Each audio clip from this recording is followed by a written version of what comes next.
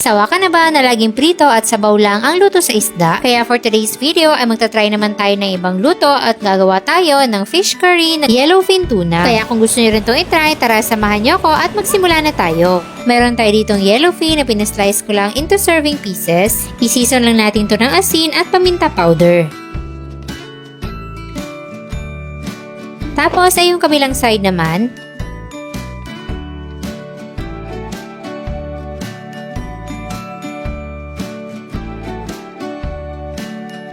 at after natin yung masison, ipiprito na natin yan sa mainit na mantika.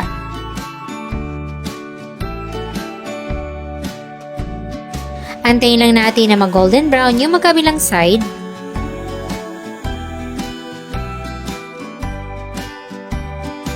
At kapag luto na, hanguin lang natin to at itabi lang muna.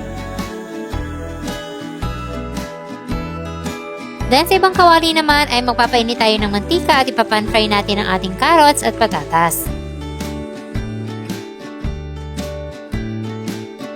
Sakto lang na magkaroon ng toasted brown, then hanguin na at iset aside lang din.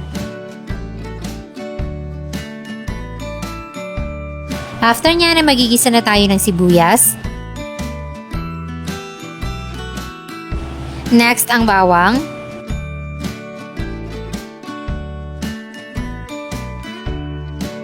Tapos, ilagay na natin ulit yung mga napan-fry natin ng mga gulay at igisa natin kasama yung mga aromatics. Then, maglalagay tayo dito ng 1½ cup ng kakanggata at 2 tablespoon ng curry powder. Then, haluin natin itong mabuti.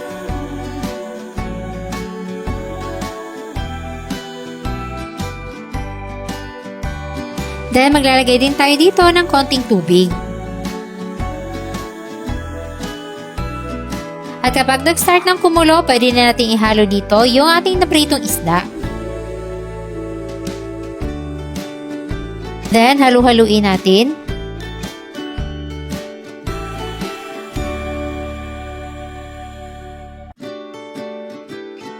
At i-simmer muna natin to ng 5 minuto.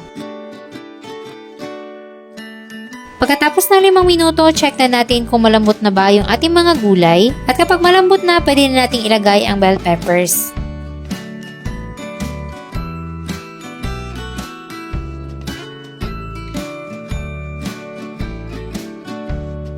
Pwede na rin tayo mag-adjust dito ng timpla. Maglalagay lang ako dito ng konting asin at all-in-one seasoning pampalasa.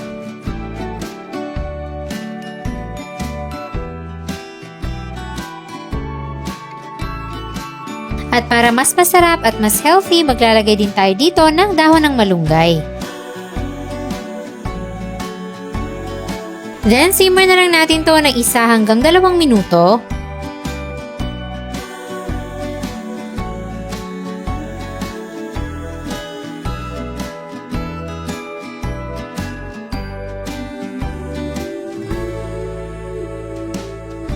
At ayan, ready to serve na ang ating napakasarap na fish curry. First time ko rin ito matikman at hindi ko akalain na masarap din palang gawing curry ang isda.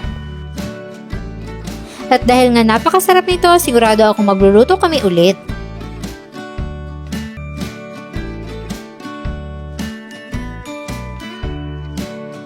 At sana'y nagustuhan nyo ang ating recipe for today. Enjoy!